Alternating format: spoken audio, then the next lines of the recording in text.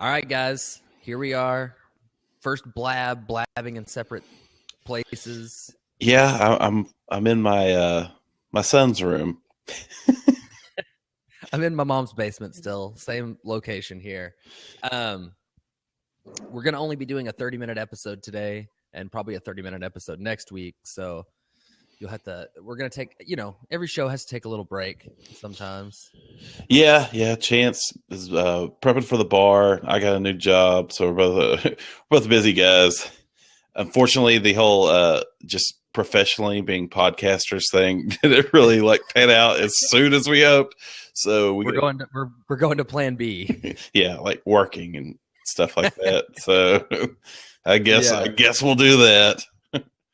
Yeah. So we're this year. I mean this year. Okay. Yes, this year. I guess it's January 2nd.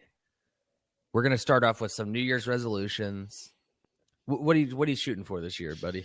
Man, I make them every year, and every year it's always to quit smoking, and I never fall through. And this year, I feel like I quit smoking. I haven't smoked a cigarette in months.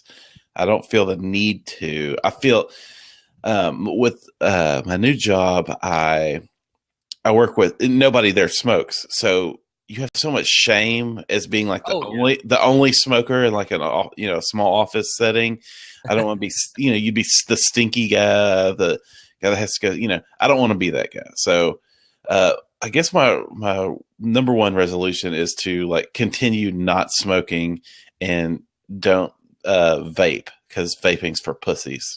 But, have you been doing any vaping at all since you stopped? No, not at all. I just quit cold turkey one day. It's like, I gotta quit. This is we're getting ridiculous.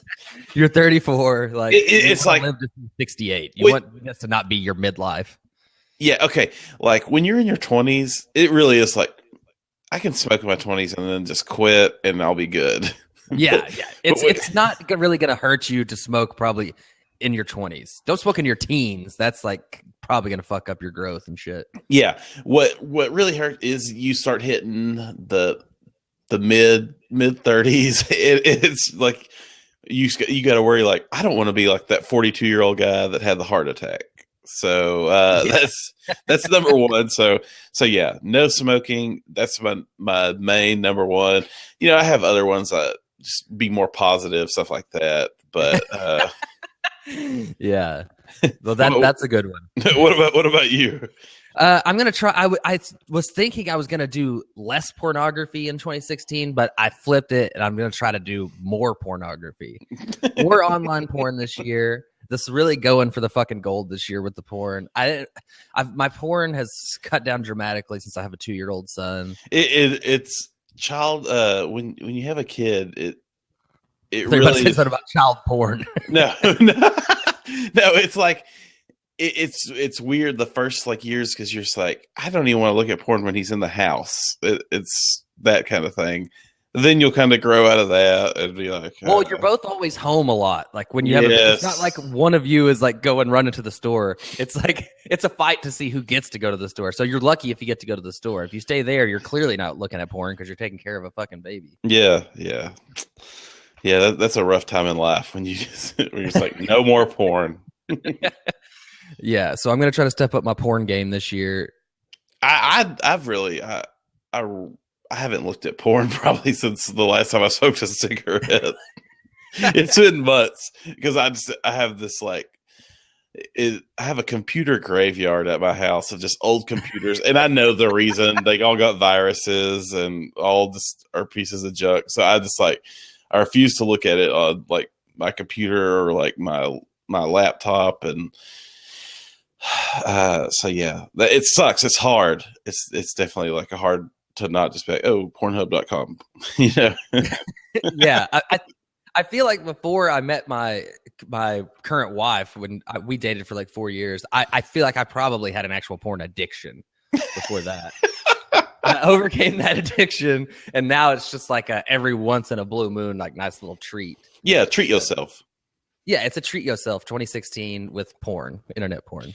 So what else you got? That's more porn and no cigarettes is what we've came up with so far. What else you got? You got a good one? I mean, I got to pass the fucking bar this year. Like, I'm trying to just go like no intoxicants of any kind, like until I get my bar results back in, which will be in May.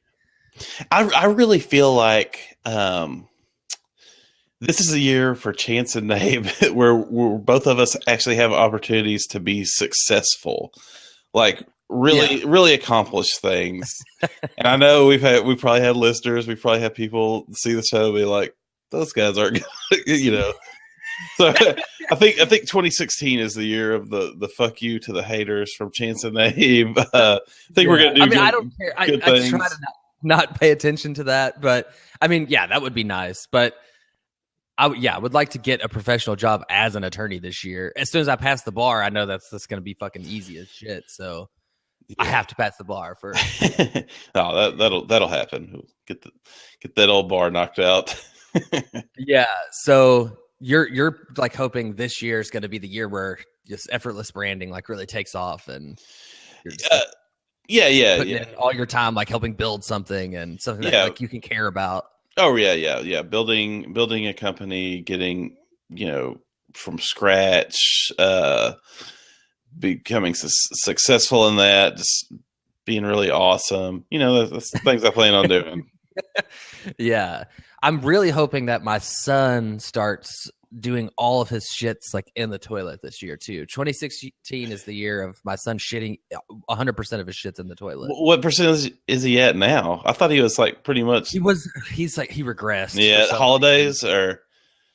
It was like we went out of town and the hotel situation kind of set him back like a couple times when we were out of town for like 5 days.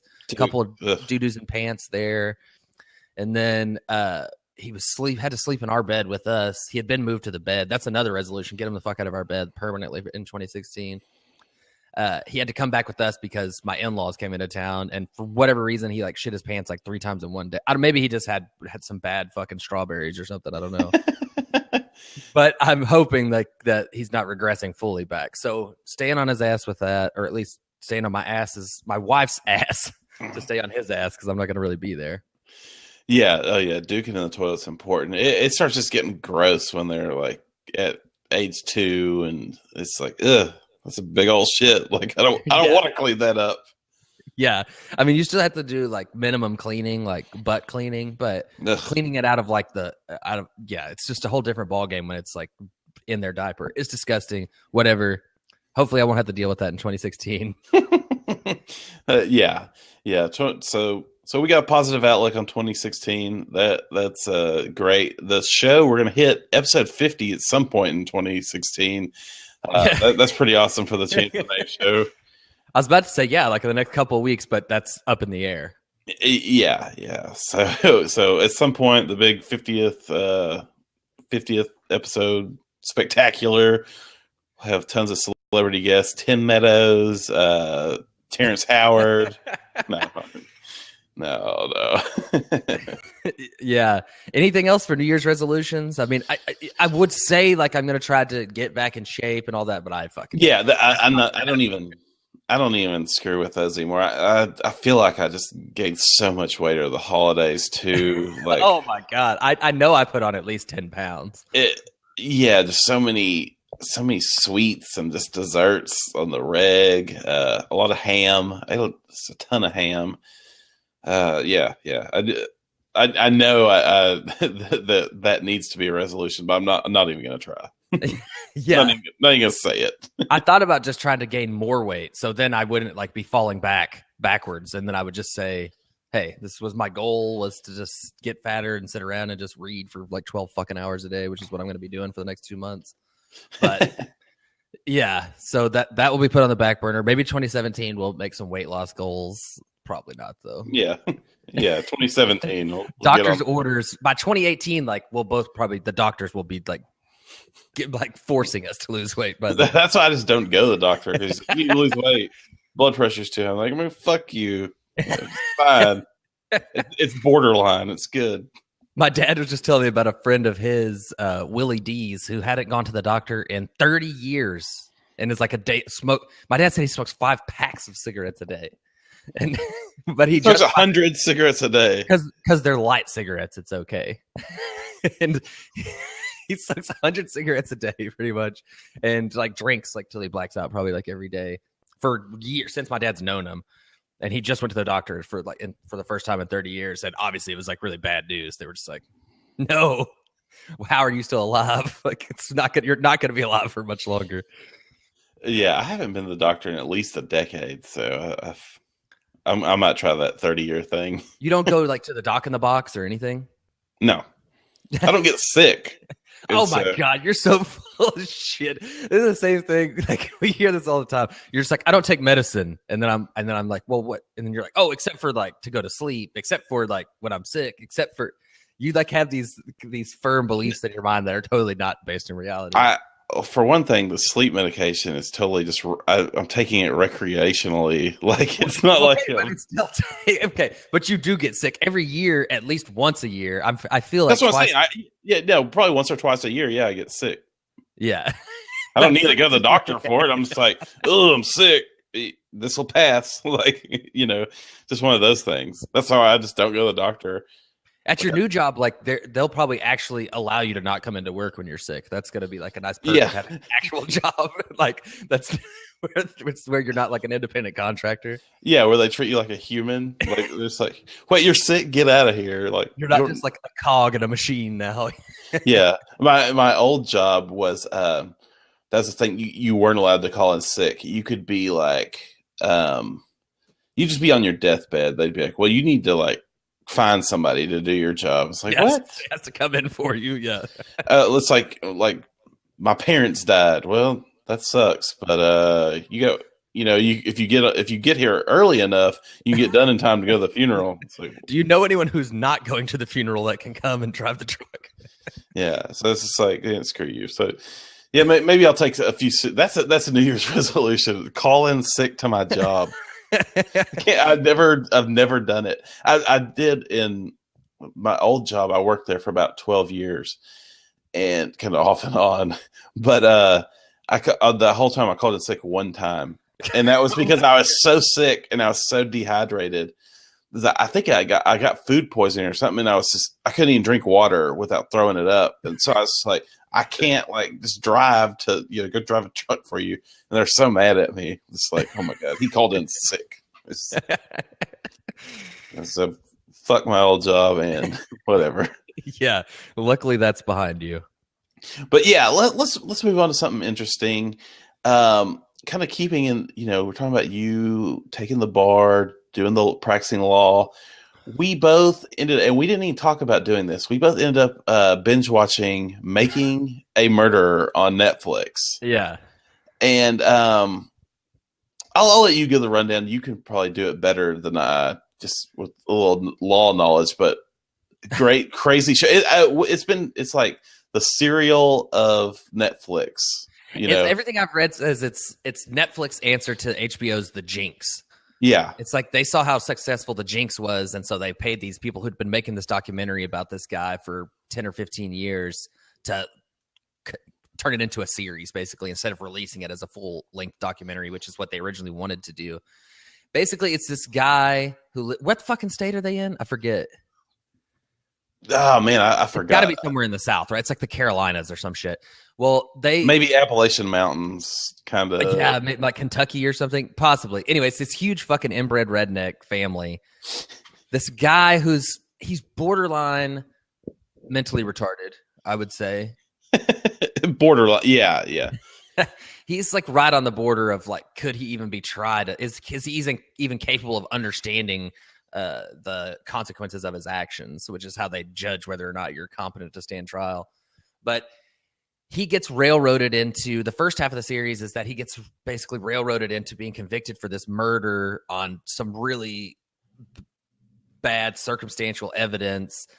They kind of knew that maybe he didn't do it, but they thought he's a bad seed. And they kind of figured, well, if he didn't do this, it's just a matter of time till he does something else. So they railroaded him into a conviction for which DNA exonerated him after 20 years in prison? 18 years in prison. Yeah, so he spent 18 years in prison for a crime that he didn't commit. That it turns out after about 8 years in prison they should have known that it actually was this other serial rapist guy that had admitted to the crime in a different county. Yeah. It's a common tale. And I've talked about this a couple of times on here. I worked for the Innocence Clinic, so I've seen a million fucking cases exactly like this. And when DNA started to become more prevalent and more accessible to law enforcement and to the courts, tons of fucking people got out of prison for shit exactly like this. Mm-hmm. And yes, Deborah, it is based on a true story. It's an actual documentary, actual footage. And so he goes to jail. He gets out. He goes back to the family business, which is like running a junkyard or something. Yeah, they're basically auto salvage yard. They just have like acres upon acres of just old, broke down, beat up cars that aren't running. Really, the perfect place to go dump a body or hide one. Which is like what eventually happened. Oh yeah. So they did kind of find the body. They never. Okay, he gets out of jail. Let's do this like in a linear fashion. He gets out of jail. He's out of jail not very long, probably a couple years, right? Yeah, just a few years. He's getting acclimated back into society. He's put the lawsuit on the county for $32 million. Right. Yeah. And he's going to win millions of dollars. I think he shot high. They were probably going to end up settling. He probably would have got about $5 million, my opinion. Yeah. He ended up settling for like less than $500,000. He's for like $400,000 or something because he was already in jail.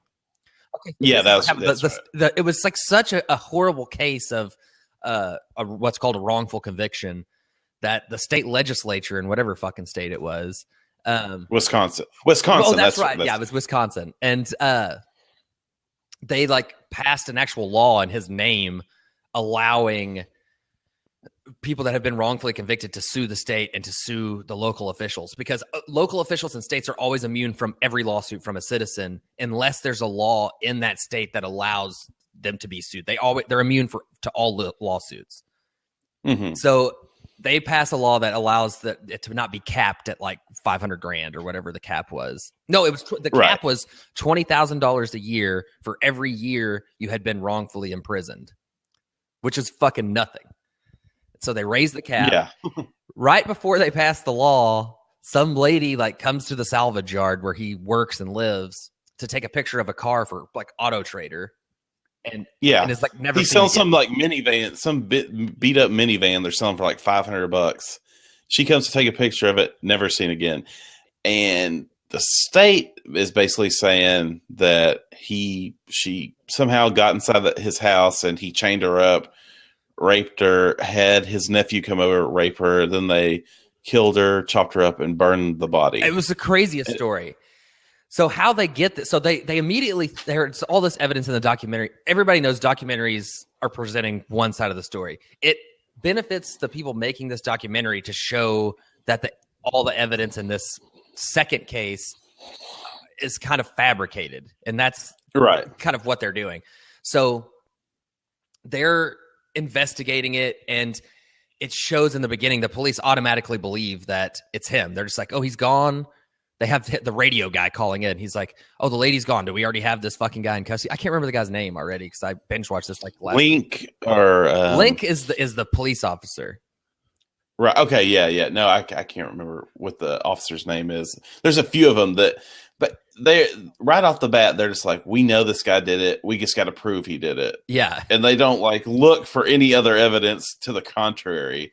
Like at the time she did have a boyfriend, maybe iffy circumstances in their relationship. Was it come to an end? All that. Well, the documentary kind of paints it as, and I don't know if this was what you thought the whole time, that it's her brother has something to do with it. Like they keep showing him as being like the weird, creepy guy who kind of has way too much media savvy and way too little emotion while speaking to the media and shit. And he, I didn't feel that way. I know he did hack her. He erased some voice mails that she had and then kind of like lied about it. Yeah. Well, I kind of felt like that it could have been anybody that erased those voices. I kind of goes back to the boyfriend, but and now this is kind of, probably should have talked about this at the end of this, but at some point Anonymous gets in this and they start looking for information. and her boyfriend, anonymous released that her boyfriend has had human scratches like all over him when they were searching for the body, and it was never checked, never anything like that. And he was somebody that had access to her voicemail account, and that could have possibly erased messages maybe from him that were just like, "Bitch, I'm gonna kill you," or you know, something like that.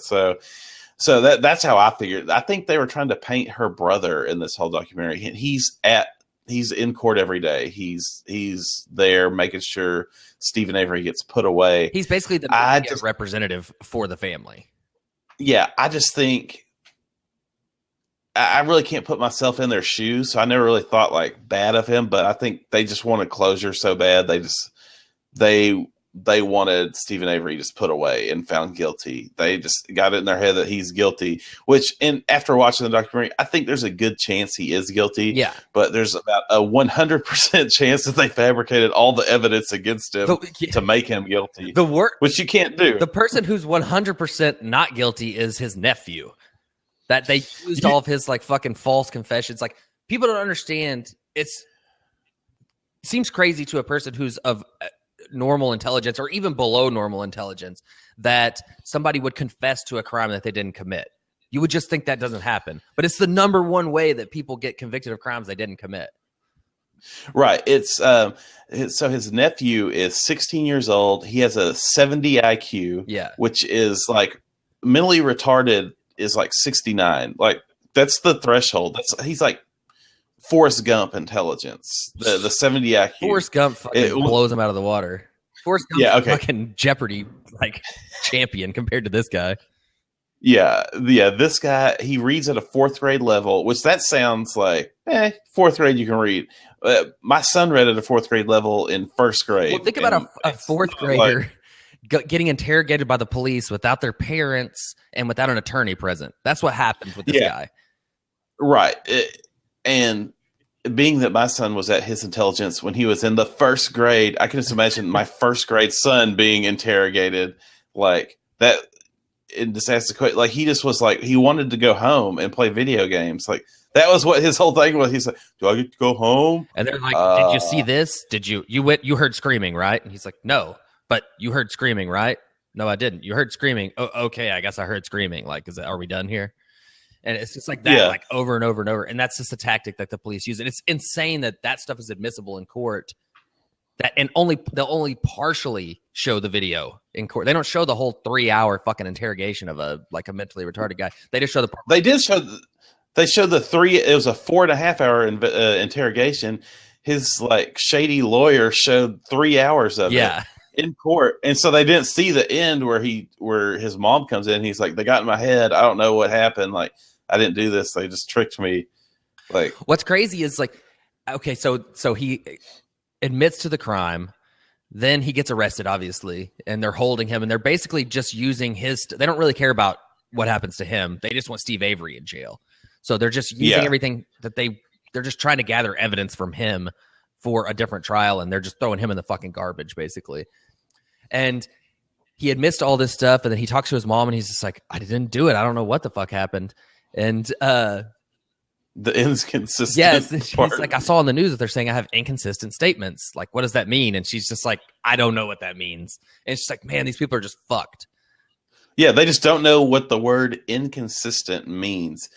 And as the trial goes along, when Stephen Avery's trial starts, and Brandon Dassey, who is his nephew, when his trial starts, the cops are getting questioned. It's about inconsistencies with the evidence and stuff like that. And at one part, they start reading an email from a cop about talking about the family, and it's like, this gene pool just needs to go away. Yeah. We need to just cut it off. They just have sex with each other. And that lady cop, right? Yeah. And they read it in court, and the family just sits there, just kind of like, I guess that's true, but it's just a sad story. It's horrible. It shows some stuff at the beginning of why the people in the town kind of didn't like him. It's because Steve Avery was drunk. A lot of people in the family were like I mean, people in Wisconsin fucking drink a lot, period. For these people to stand out as drunker than the average Wisconsin citizen, that's pretty hard to do. Plus, Steve Avery had been arrested and put in jail for throwing the family cat into a bonfire on a dare and killing it.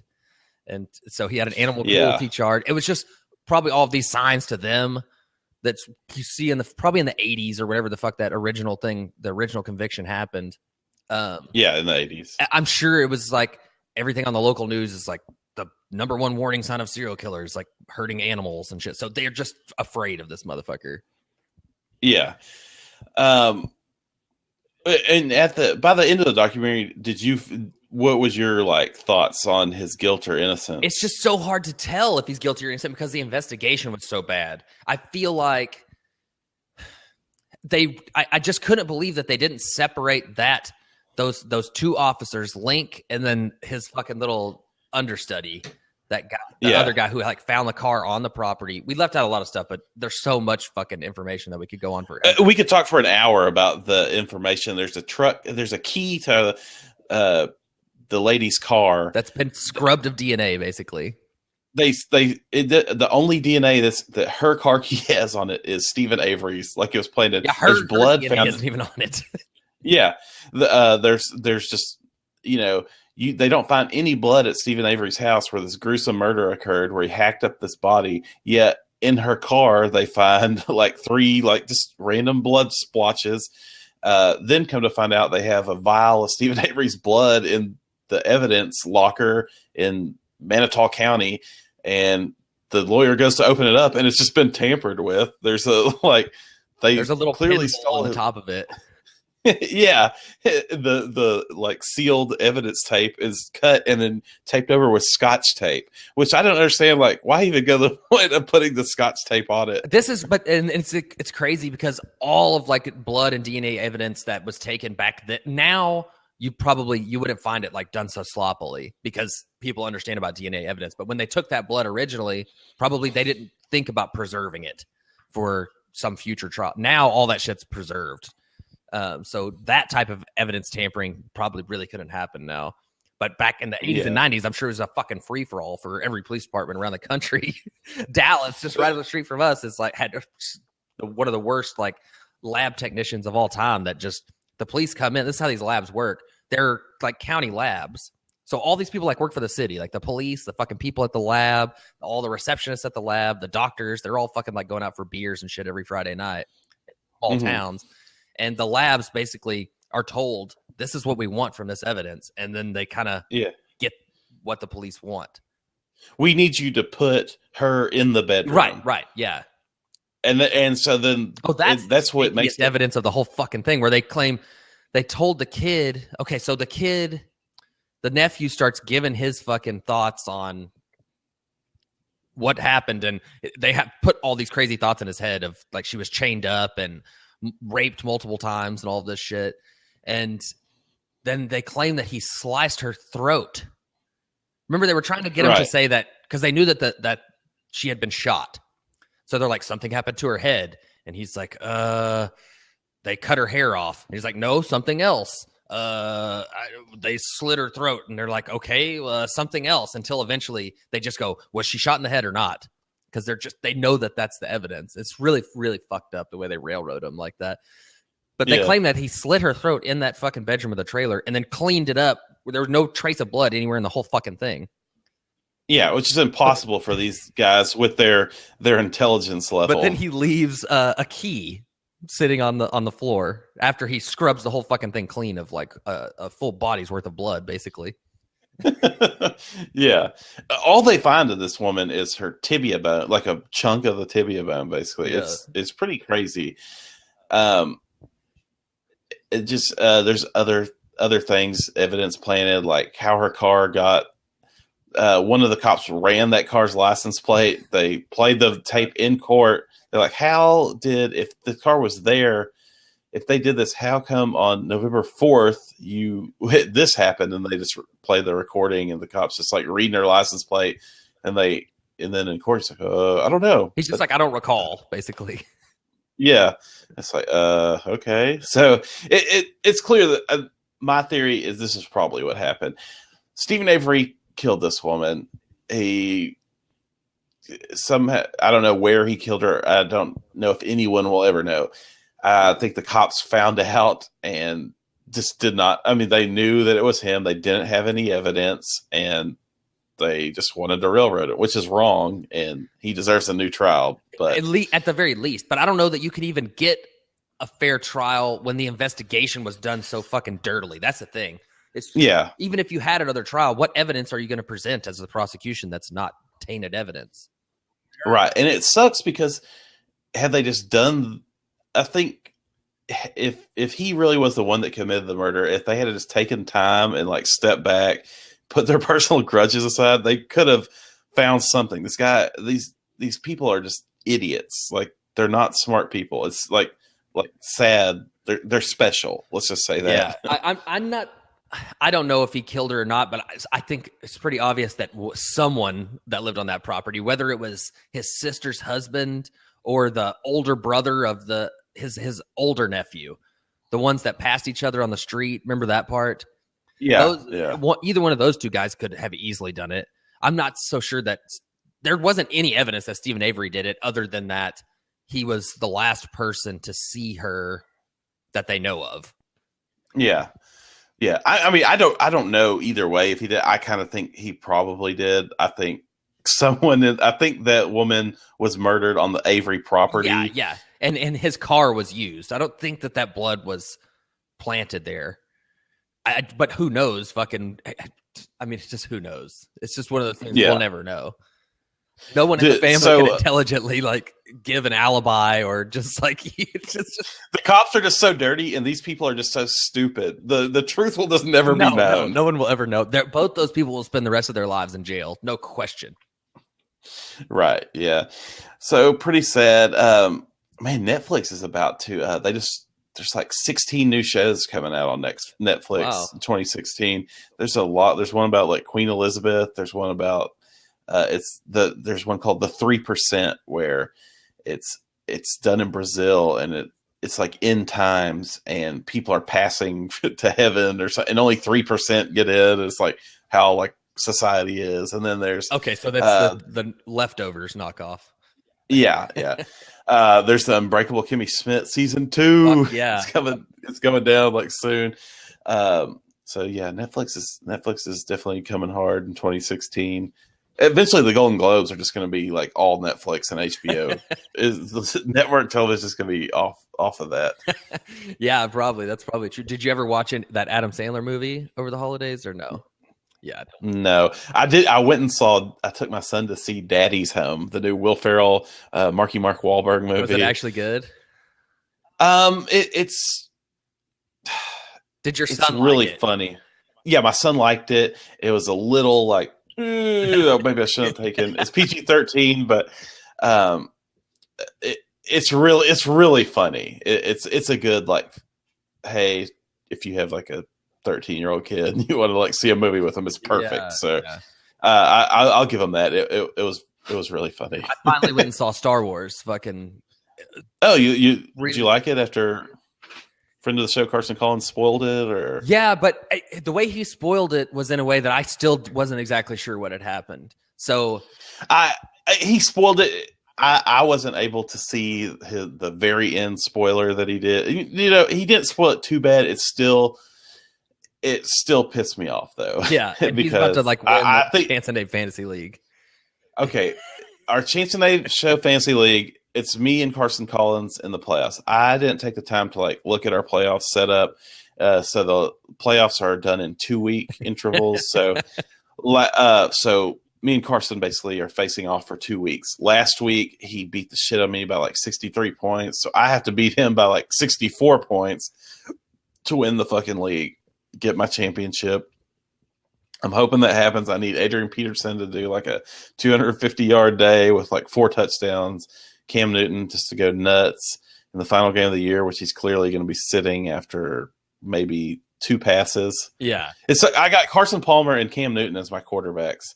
And those are probably the 2 quarterbacks. Those 2 and Tom Brady are the 3 quarterbacks in the league. They're going to be sitting in the last week of the season. Yeah. There's no reason for any of those quarterbacks to throw one pass. Yeah. So now that I'm just talking about it, why haven't I gone and picked up one on waivers? And so, yeah, that's what I'm going to do when we get done with this.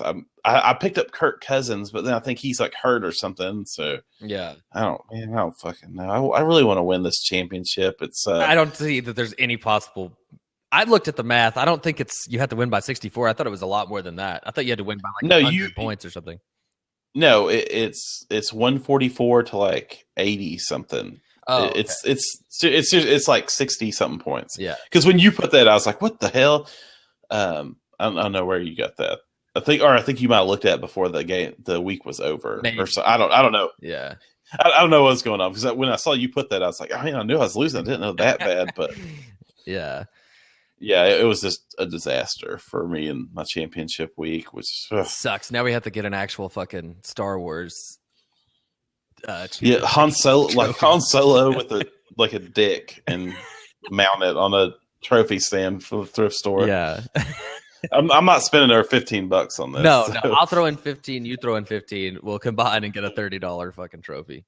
Yeah, we just got to go to the sex shop store, get like a fake penis, buy a thing of super glue, an old trophy, break the top off, in a Han Solo toy. We're good. Yeah. All right. Big shout, AM Podcast Network. Check them out on Twitter at AM Podcast Net. Check us out on Twitter at Chance and Nabe. Mexican Trump. How's Mexican Trump still going strong? I haven't fucking really checked on it, honestly, in a couple of weeks. Well, everybody go to MexicanTrump.com and read Trump Goes to Mexico, Chance's first ebook. Yeah. Or e-story. What would you call it? It's just a short story. That's what I would call it. E-short story. Yeah. It's a 3-part short story. Part 1 and 2 are up. Part 3 is probably not going to be done until sometime in March. I'm guessing end of March. That's what I'm shooting for, because I'm not really going to look at it for the while. Check out my other podcast on Twitter at Podcast Marriage. Check out old BBQ Thug at BBQ Thug. I know you're not really thugging that much anymore, but man, I'm always thugging. I need to talking to old friend of the show, Big Cat Floyd. We're talking about going and thugging at some Heim barbecue, but it's kind of like a Franklin's in Austin barbecue thing where you gotta go wait in line for an hour. I'm just like, Big Cat, man, I want this barbecue, but I can't just take like a 2-hour lunch break, so I gotta figure something out. I'm just hoping Big Cat will just be like, I'll just wait in line and like buy it for you, and you can like come over here and pay me for it. Yeah. Because I want that barbecue. The thug needs some Q, but what are you gonna do? Yeah. Anything else this week? I think the Mavs fucking beat Golden State. We don't even really need to talk about it. Steph Curry was out, so it's not really that impressive, but still it was fun nonetheless. Yeah. Hopefully after the hiatus, the Chance and Nabe Show hiatus, will be coming back talking about some Mavs playoff talk. Yeah. Going into that. The NBA season's so fucking long. It's like we're gonna take like 2 months off and still not even gonna be playoff time. Like the All-Star break probably. Anyway, yeah. So I think that's it, and we'll probably be back next week.